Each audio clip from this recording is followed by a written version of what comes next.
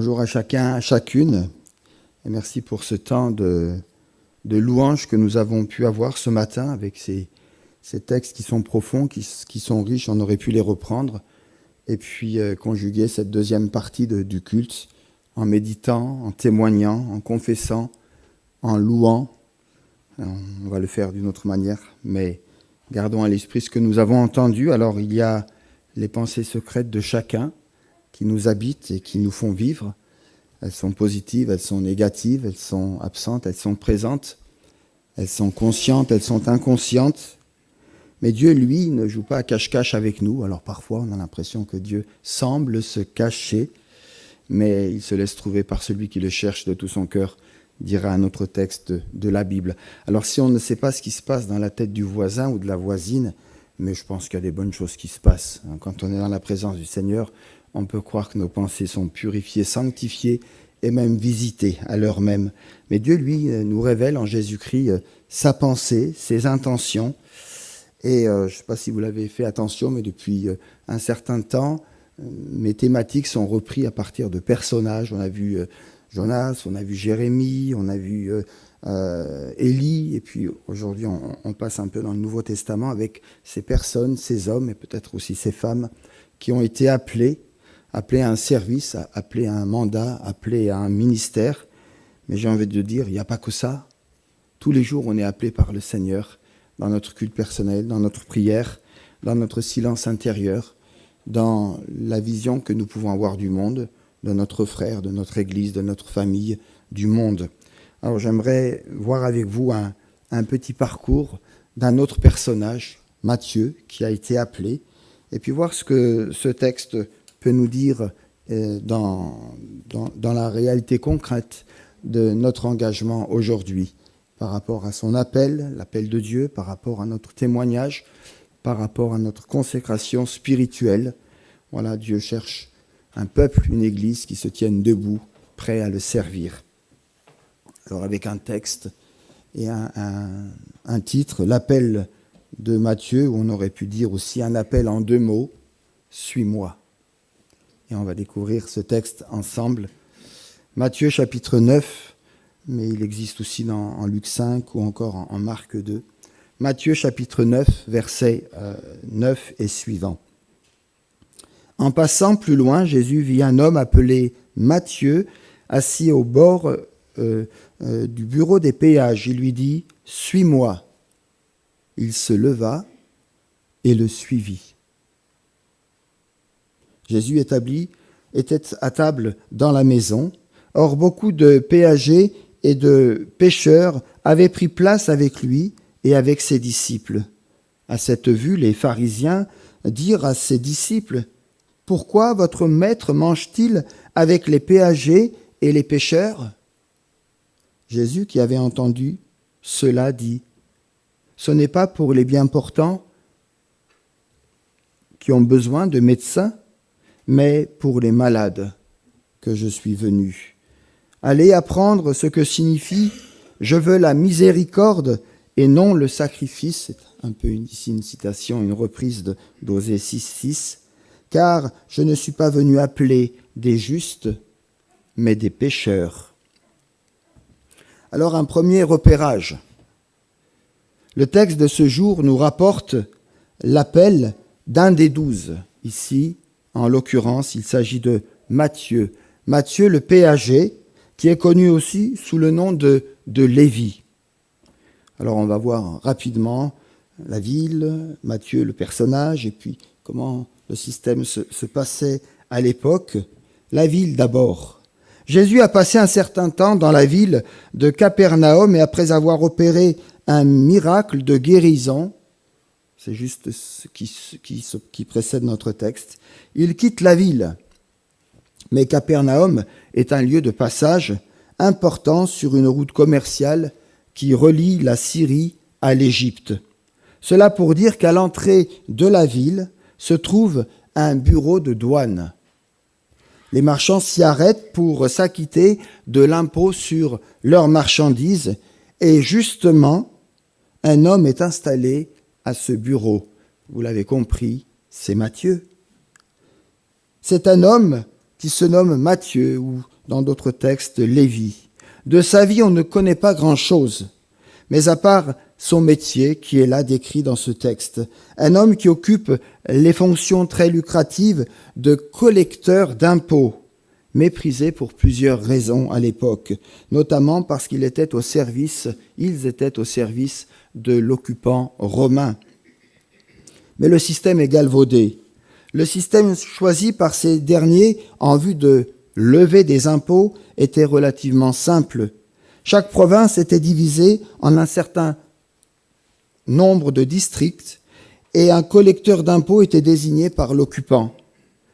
À charge pour leur collecteur de leur apporter le montant des taxes.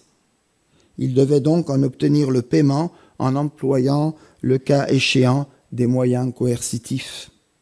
Ceci en exagérant le montant réel de l'impôt, vous l'avez compris, et en menaçant même les mauvais payeurs par leurs concitoyens pour leur extorquer des sommes bien supérieures à la réalité. Ainsi, les péagers pouvaient, en pratiquant ces exactions, espérer s'enrichir un peu plus. La fonction est donc méprisée. Indirectement, on le sait, c'est l'Empire romain qui perçoit l'impôt. Les Juifs qui détestent les Romains détestent aussi leurs fonctionnaires. Si bien que lorsqu'un Juif devenait percepteur, on l'excluait de la communauté. Il était chassé. Et si un jour, pour X raisons, il souhaitait réintégrer la communauté, il devait commencer à abandonner immédiatement son métier. Peut-on penser alors que Lévi agissait honnêtement dans sa fonction, comme, vous vous souvenez, Zachée, ce chef des publicains que Jésus appellera aussi dans un autre temps à le suivre? De toute manière, et le récit est là pour nous le rappeler avec force, Jésus, le Fils de l'homme, est venu chercher et sauver ceux qui étaient perdus. On peut se demander alors comment un juif de l'époque pouvait-il imaginer envier un tel métier, rejeté, abandonné, et puis on était mal vu en plus, et puis certainement seul dans cette galère. C'est qu'un collecteur d'impôts peut gagner beaucoup d'argent, puisqu'il est protégé par les Romains quand il prélève l'impôt sur une marchandise. Il est très facile pour lui de prendre plus que le nécessaire.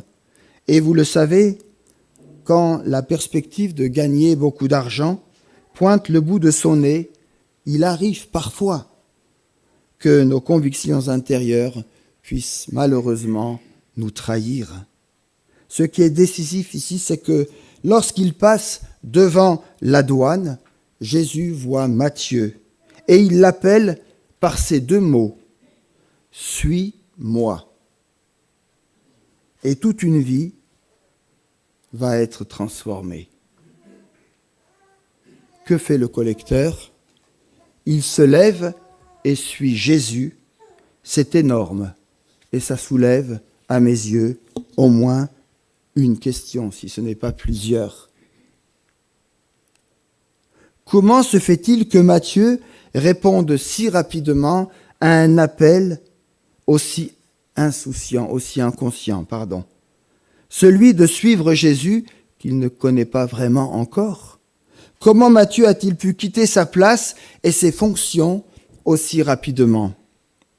On pense que c'est la première fois que Jésus et Matthieu se rencontrent personnellement. Pourtant, Matthieu répond à l'appel de Jésus immédiatement. On sait une chose, c'est qu'à Capernaum, la renommée de Jésus est grande. Il a fait plusieurs miracles. C'est là aussi que se trouve, pas loin, dans une de ces rues là, la maison du disciple Pierre.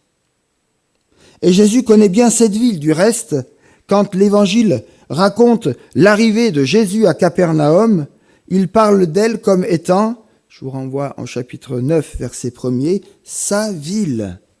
Jésus y est connu, il est là à sa place. Et Matthieu, qui se tient à la porte de la ville, a certainement entendu parler de Jésus et de tout ce qu'il a fait.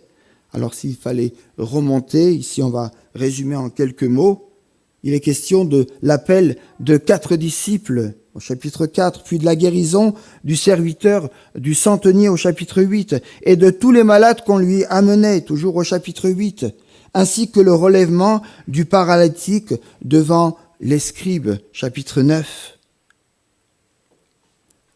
Matthieu sait quelque part qui est Jésus. Mais lorsque ce dernier s'arrête à son bureau de taxes et l'appelle, il entend que la grâce est aussi pour lui. Une grâce qui va le détacher de l'amour de l'argent pour faire de lui un apôtre de Jésus-Christ. Mais Matthieu ne le sait pas encore. Sa réponse est pourtant immédiate et radicale. Quand Jésus lui dit personnellement « Suis-moi », Matthieu sait à qui il a affaire. Mais ce qui nous interpelle ici, c'est qu'il quitte son métier pour suivre un homme vers une destinée encore inconnue, même si Dieu a des projets de paix et non de malheur pour chacun d'entre nous, comme ça a été rappelé tout à l'heure dans une des prières. Comment comprendre cette disponibilité à obéir ? Deux remarques ici que je ferai. Premièrement, c'est une constante dans l'évangile de Matthieu.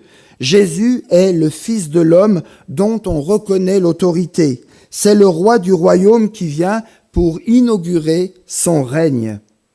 Il est de la lignée de David et les principales étapes de sa vie ont toutes été prévues et se retrouvent déjà dans l'Ancien Testament. Jésus n'est pas venu abolir, mais il est venu accomplir.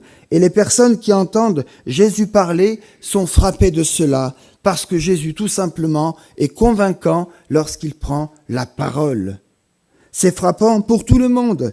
Et Matthieu le constate, au chapitre 7, à partir du verset 28, on lit ce verset. « Quand Jésus eut achevé ses discours, les foules restèrent frappées de son enseignement, car il enseignait comme quelqu'un qui a de l'autorité et non pas comme les scribes. » Chers amis, quand Jésus nous parle, nous laissons nous convaincre par lui. Surtout quand il est question d'un sujet comme l'appel à un service, mais aussi simplement l'appel général concernant toute notre vie. Quand Jésus nous dit « Suis-moi », est-ce une évidence pour nous ?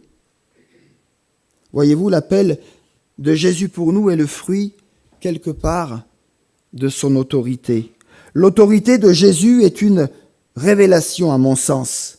Elle apporte de la lumière dans notre vie. Lorsque Jésus nous appelle, il s'adresse à notre intimité et nous sommes seuls, souvent, à l'entendre, à le reconnaître. Et dans notre entourage même, nous sommes peut-être le seul ou la seule à percevoir ce son, cet appel de Dieu. Et ceci est normal parce que le Seigneur touche d'abord personnellement notre cœur.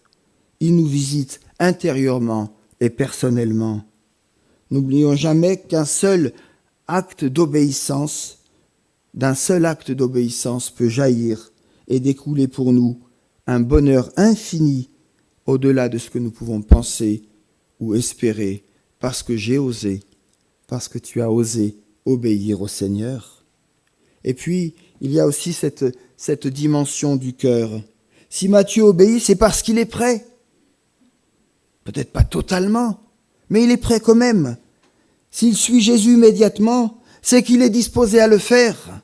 C'est pas j'irai et puis je verrai ce qui se passe et puis je ferai le choix ensuite. Il y a quelque chose déjà là qui est déterminant pour lui. L'appel de Jésus le touche profondément. Quelque chose résonne dans son cœur et Matthieu laisse parler ici son propre cœur. Il ne le retient pas, il ne le bride pas. Et c'est très étonnant pour un collecteur d'impôts, habitué à compter, à rationaliser. Du coup, il entre dans une nouvelle dimension de cœur. Mes amis, vous le savez aussi bien que moi, il y a de grandes décisions qui sont prises quand on laisse parler son cœur, comme Matthieu l'a fait ici. Il y a des étapes dans une vie pour cela. Il y a des temps où Dieu parle à nos cœurs et où, par l'action du Saint-Esprit, on lâche la bride. On va de l'avant.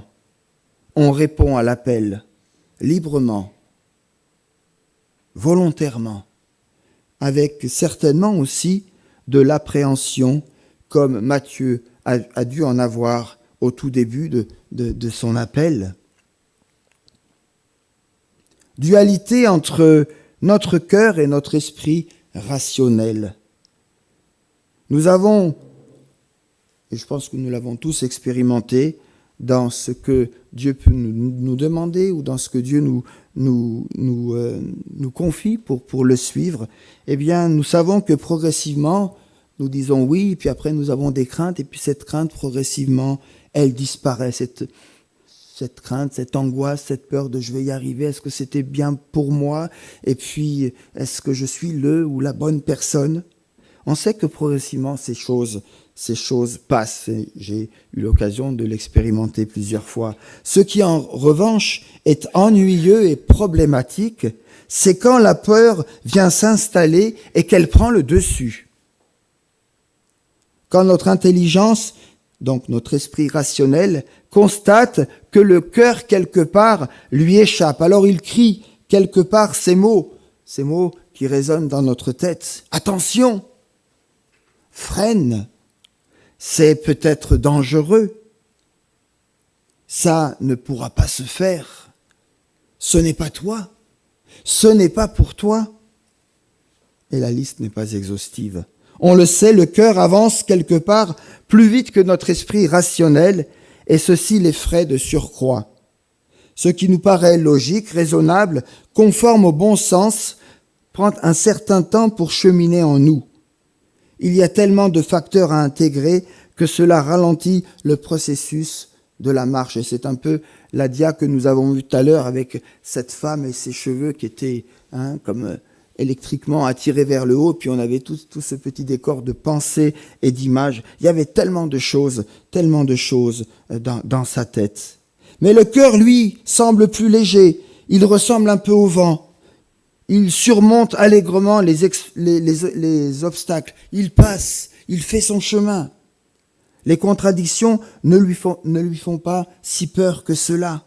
Il passe par-dessus. Tandis que notre esprit rationnel, les contradictions et autre chose sont véritablement un casse-tête. Du coup, notre esprit, s'empêtre au-dedans de nous et nous retient parfois comme paralysés. Alors il nous faut trouver l'équilibre, un juste équilibre. Il ne s'agit pas de les opposer l'un à l'autre entre notre cœur et puis, notre pensée, notre esprit rationnel, non. Mais de leur donner quelque part, et ça c'est un travail à faire personnellement, on peut être aidé pour cela, mais le Saint-Esprit le fait aussi, et puis la parole de Dieu est là pour nous aider à replacer les choses au bon ordre, dans le bon ordre. D'ailleurs, la Bible nous dit qu'il y a un temps pour tout. Un temps pour chercher et un temps pour perdre, un temps pour garder et un temps pour jeter, et il y a d'autres temps encore. Autrement dit, il y a un temps pour maîtriser, retenir, et un temps pour lâcher prise et aller de l'avant.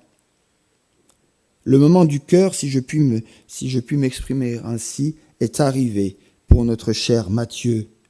Une conversion n'est jamais le fruit du pur hasard. On peut penser que pour Matthieu, cette conversion est une réponse à une question qui peut-être, longtemps en lui, sommeillait, était intériorisée, gardée sous silence et qui jaillit maintenant à l'appel de Jésus. En tout cas, quand Jésus l'appelle ce jour-là, il écoute son cœur. Mes amis, écoutez votre cœur. Il écoute son cœur et il donne à sa vie une nouvelle orientation.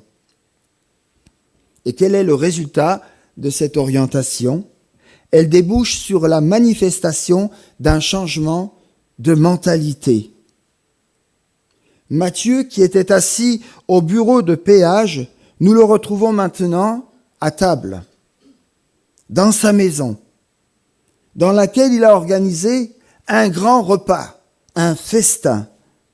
Matthieu, qui auparavant comptait et gardait son argent, aujourd'hui, il le dépense pour offrir une fête, pour faire la fête. Avec la générosité est né dans le cœur de Matthieu quelque chose de nouveau. Auparavant, il trouvait un sens à sa vie par son travail assis au bureau, avec tout ce que ça impliquait pour lui, de gains ou de pertes, je ne sais pas. Dorénavant, le sens de sa vie part de sa maison. Autrement dit, à partir de maintenant, son lieu d'investissement prioritaire sera celui des relations. Et ça commence dans sa maison, à partir de la maison, et ça va aller vers l'extérieur. Avant, ce collecteur d'impôts, on s'en méfiait, on s'en détournait, on le fuyait peut-être. Aujourd'hui, il vient spontanément dans sa maison. Le texte nous dit que ce sont les personnes qui sont venues d'elles-mêmes. Beaucoup de péagers et de pêcheurs avaient pris place avec lui et avec ses disciples. Matthieu désire que la bénédiction reçue soit partagée maintenant avec les autres. Et le texte est là pour nous le dire. Il y avait une grande foule de publicains et d'autres gens qui étaient venus et qui étaient à table. Ouah, ça fait du monde, hein?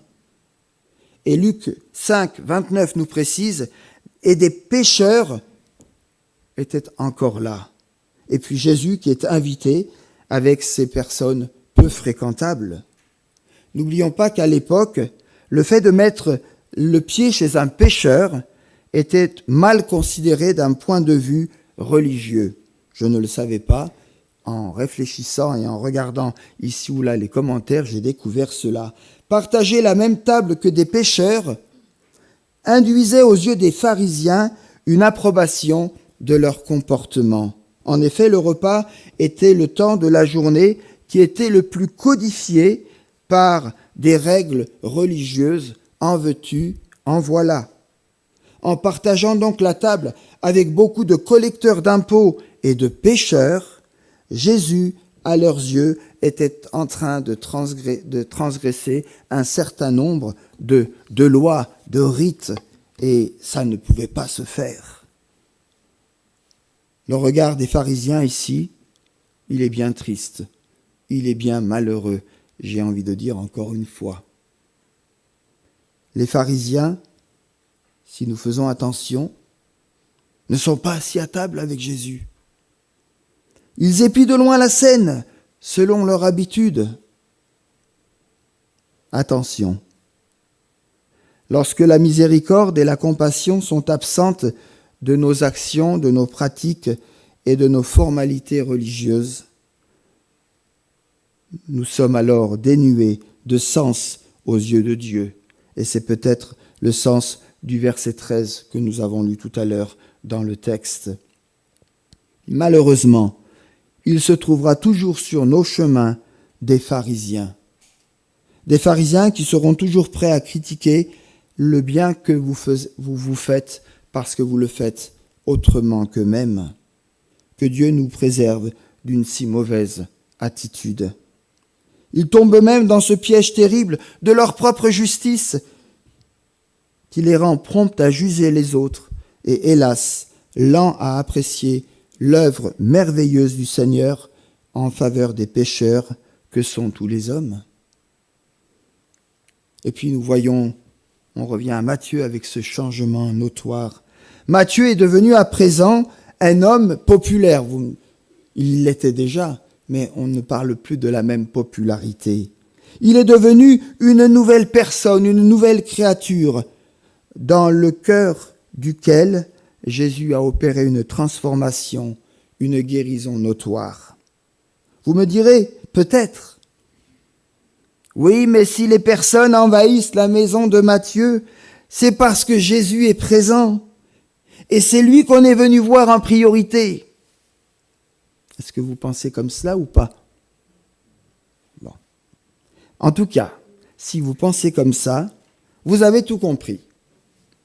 C'est justement ce qui a changé chez Matthieu, eh bien, c'est que le Christ est entré dans sa maison. La maison qui est devenue une maison de rencontres spirituelles, de rencontres de bénédiction. Dans la maison, le changement a commencé, même si ça a commencé profondément déjà dans son cœur. Et j'ai envie de dire, et je le dis, la maison est l'image de la personne. Quand on rentre chez vous, quand on rentre chez moi, on voit quelque chose de la personne et de ceux qui y habitent. Et Jésus est rentré dans la vie de Matthieu, dans sa maison, c'est-à-dire en tout premier lieu, dans les profondeurs de son cœur, souffrant et pécheur. Oui, Jésus entre au centre de sa maison. Matthieu a maintenant un centre d'intérêt et un sens à sa vie. C'est quoi? C'est qui? C'est Jésus. L'aimer, le suivre, le servir, l'honorer, c'est cela qui importe à présent pour lui.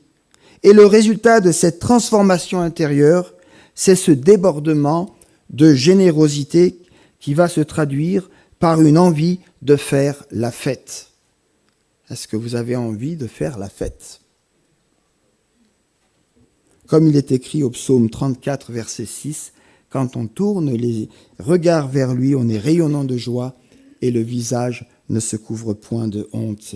Ce rayonnement, c'est le Christ qui le produit en nous, comme il l'a fait pour Matthieu et tant d'autres. Quand il est là, ceux qui ont besoin de la joie viennent à lui. Comme l'a dit Jésus, ceux qui sont laissés pour compte, méprisés, rejetés, eh bien, c'est eux, les malades, de l'amour qui viennent à lui pour être touchés par sa grâce et par son pardon, par son amour, par sa guérison. Est-ce que j'ai besoin ce matin de ce rayonnement, de cette douce lumière divine qui veut éclairer mes zones d'ombre, mes noirceurs dans lesquelles je m'obstine, ou peut-être dans lesquelles j'ai du mal à m'en sortir? Je veux, mais je n'y arrive pas.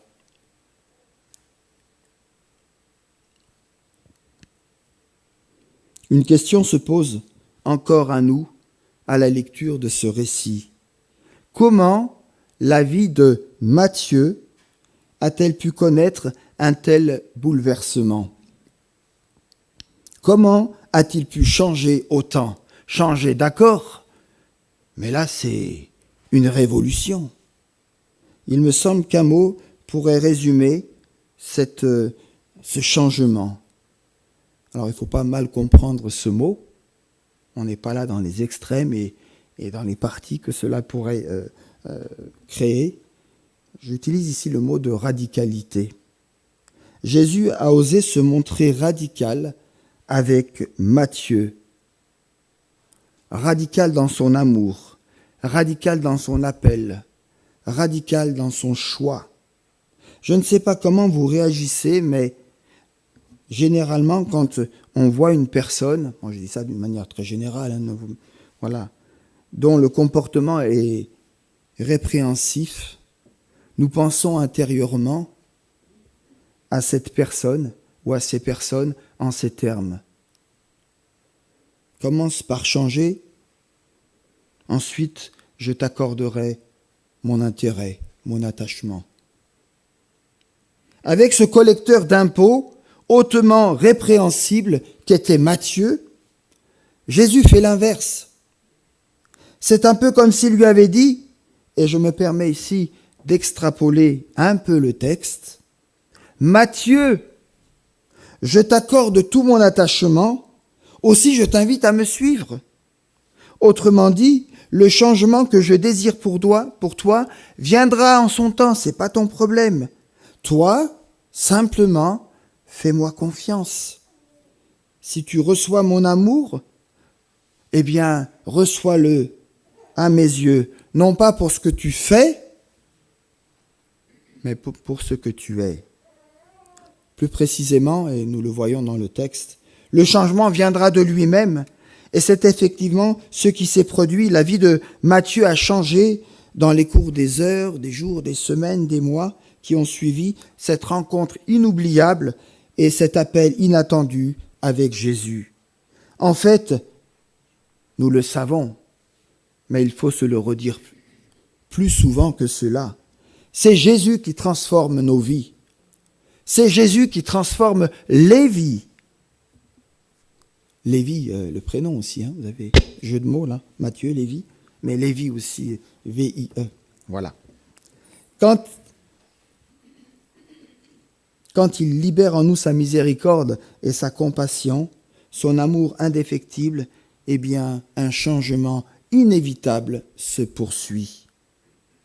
Or, et je ne pense pas inventer quelque chose ou dire quelque chose de biscornouille ici, mais il y a, me semble-t-il, dans l'Évangile, une radicalité qui ne peut nous laisser indifférents, voire inchangés.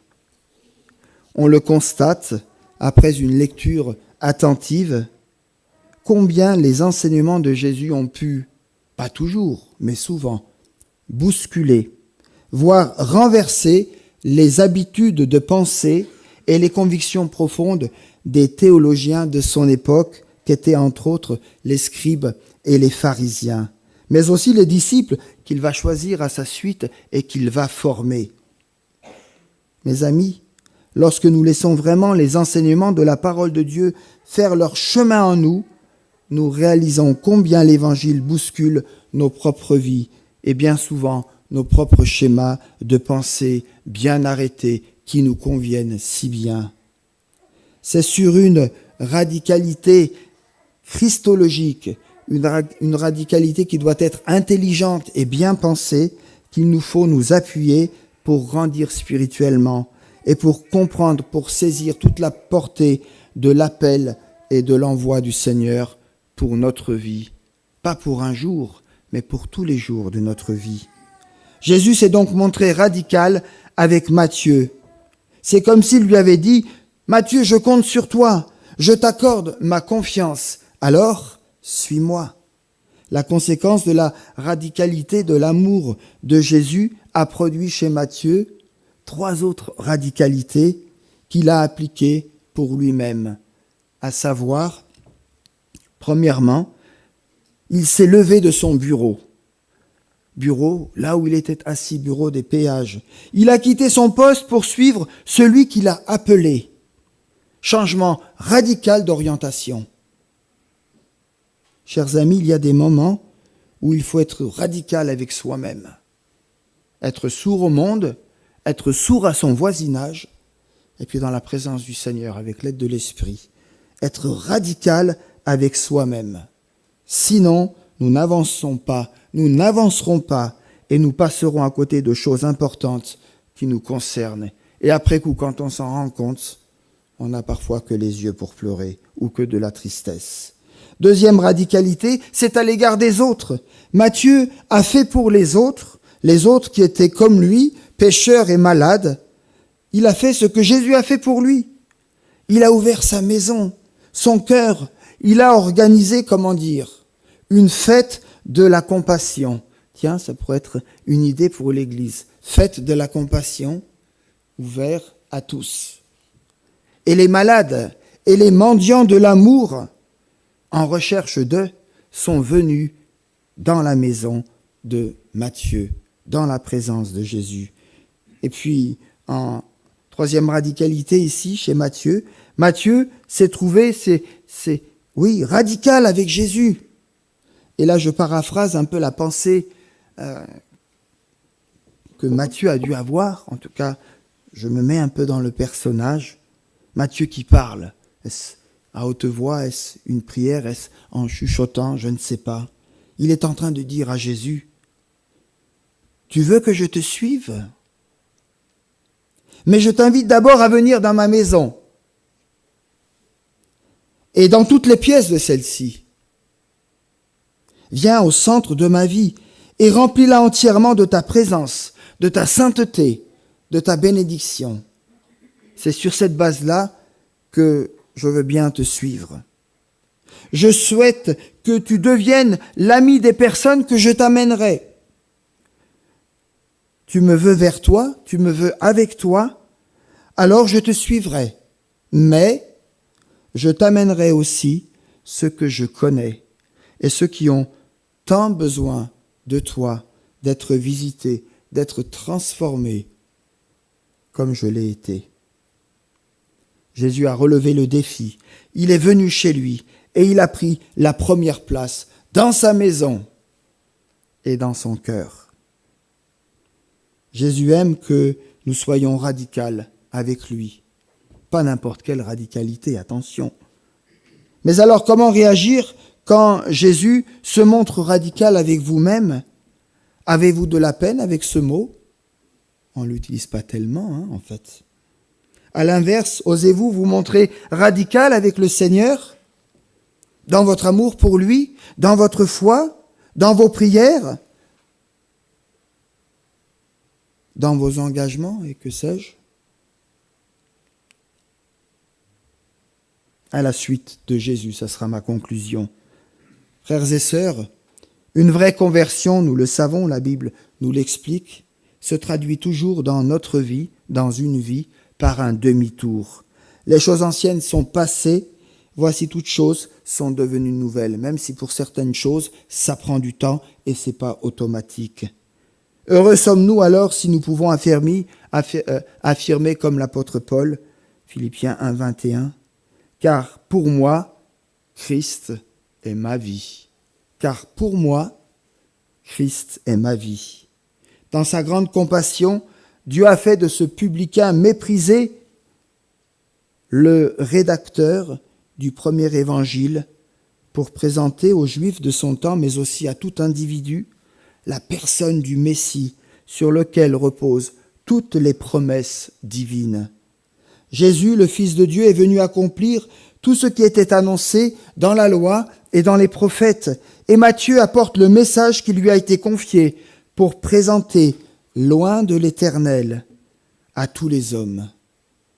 Un témoignage puissant dont nous sommes encore les heureux bénéficiaires. Jésus appelle aussi chacun d'entre nous. Venez à moi, vous tous qui êtes accablés sous le poids d'un lourd fardeau, et je vous donnerai du repos. Le Seigneur a accueilli ce percepteur d'impôts avec peut-être son lourd passé, mais ça c'est son problème, c'est l'anonymat. Ça regarde Matthieu et Matthieu seul. Il attire aujourd'hui encore à lui tous ceux et toutes celles qui se sentent criblés et démunis pour être peut-être seuls face à ce qui semble pour eux insurmontable. Insurmontable à tes yeux, à mes yeux, mais pas aux yeux du Seigneur. Suis-moi. Répondre à cette invitation détermine et déterminera toute notre vie. Alors il vaut la peine d'y répondre avec confiance et d'une manière intelligente. Humblement, revenons ce matin au Seigneur et recevons cette parole de délivrance, de guérison dont nous avons besoin pour que rien ni personne ne nous empêche de le suivre. Toi, suis-moi. Mais en mettant toi, suis-moi, on pense à un autre personnage. À qui?